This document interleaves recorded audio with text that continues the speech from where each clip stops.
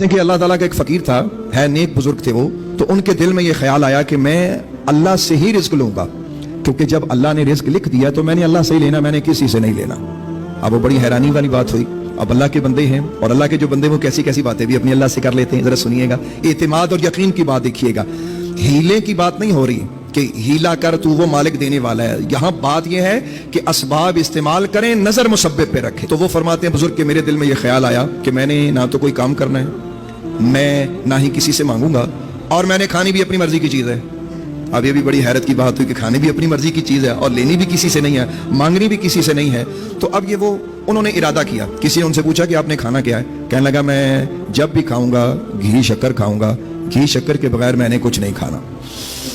اللہ اکبر۔ کہتے ہیں میں آبادی سے باہر نکل گیا، میں نے سوچا میں دیکھتا ہوں کہ آبادی میں تو لوگ ہیں، میں دیکھتا ہوں کہ مجھے جنگل میں کون کھلاتا ہے۔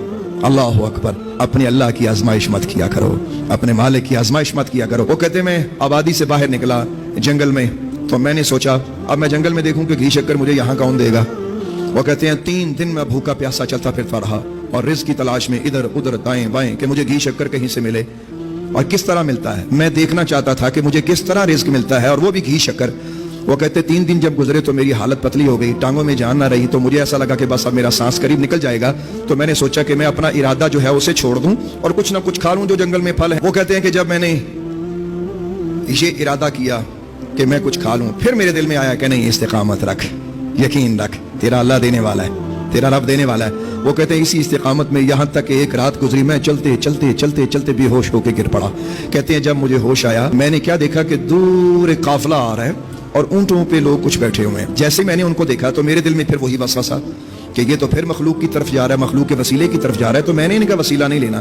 کہتا ہے کہ میں ان کی نظر بچا کر ایک جھاڑی کے پیچھے چھپ گیا کہ مجھے دیکھے کوئی نہ۔ اب وہ کہتے ہیں کہ جب میں جھاڑی کے پیچھے چھپا تو انہوں نے پتہ نہیں مجھے کیسے دیکھ لیا۔ اصل میں انہوں نے کیا دیکھا، وہ تو اللہ نے دکھایا نا ان کو۔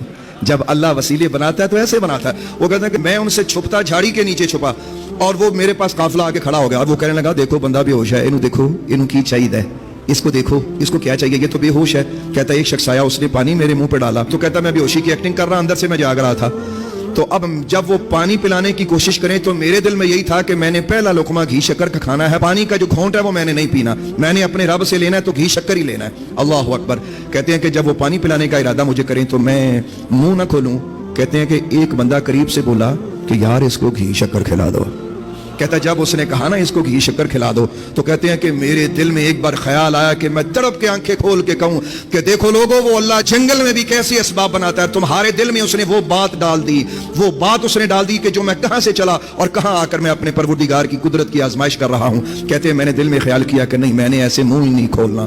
کہتے ہیں کہ انہوں نے میرا منہ کھولا، میں نے دانت زور سے، ایک شخص کہنے لگا لگتا ہے بے ہوشی کی وجہ سے اس کے دانت زیادہ بھنج گئے ہیں، ایسا کرو۔ ایک بندے نے وہاں سے ایک چھری نکالی، چھری ٹائپ کو تیز دھار چیز تھی، اس نے میرے دانتوں میں رکھی اور دبا کے کہنے لگا کہ زور سے کھولو، آج ہم نے اس کو گھی شکر کھلانا ہی کھلانا ہے۔ کہتا ہے جیسے ہی انہوں نے میرے منہ میں وہ چھری رکھی اور انہوں نے دبانا شروع کی تو مجھے محسوس ہو گیا کہ میرے دانت ہی نہ ٹوٹ جائیں۔ کہتا میں ہنستا ہوا اٹھ بیٹھا، میں نے گھی شکر کھایا اور سجدہ شکر کیا اور ان لوگوں کو بتایا لوگوں دیکھو اللہ ایسے بھی دیتا ہے، تو میرا رب ہے وہ آپ کا رب ہے وہ رب محمد ہے، وہ رازق ہے، وہ رزق کا مالک ہے۔ لہٰذا اسباب پہ نظر نہ رکھو، مسبب پہ نظر رکھو، کون ہے انشاءاللہ۔ دین کی بات پھیلانا صدقہ جاریہ ہے، ثواب کی نیت سے ویڈیو کو شیئر ضرور کیجیے۔ جزاک اللہ۔